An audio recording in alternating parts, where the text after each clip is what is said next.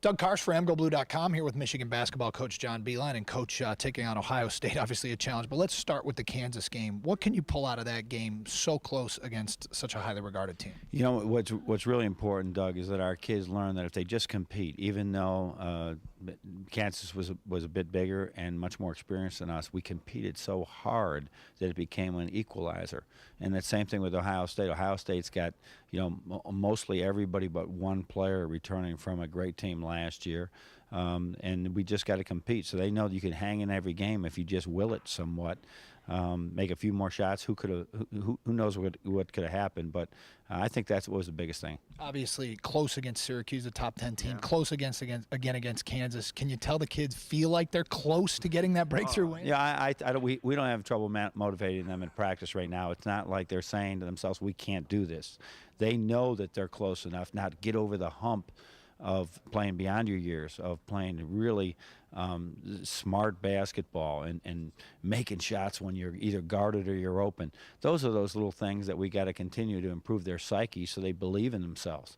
And that's the coach's job, frankly. We just got to continue to find the sweet spots with all of them and what buttons we need to push to make them really play with great confidence. Obviously, for Ohio State, Sullinger and Lauderdale are so big. How do you counter them?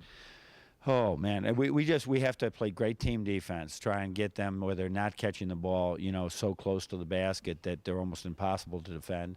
Hopefully we can stay out of foul trouble. Jordan Morgan's become a very good defender for us, but he's got to have a lot of help. And then we need John Horford and Blake and Evan to all come off the bench and give him minutes there as well. So, but it has to be team defense. But the difficult thing with them, Doug, is that he's a force, but you have maybe the best three-point shooter in the country. No, he is the best three-point shooter in the country in John Diebler.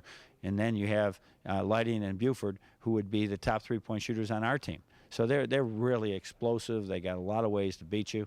We got a lot of work to do. And then offensively, I know you're seeking that consistency. Guys like Smotrich and Hardaway, yeah. They're just freshmen, but isn't that it with freshmen? No, it's amazing. They're going to have a goose egg one day and they'll have 19 the next, and it's just part of it. I tell you what, it rolls off my back like nothing, and I'm sure it doesn't roll off their back when all of a sudden they're getting calls from probably everybody in their high school class. The great game last night, and then the next day they get a goose egg.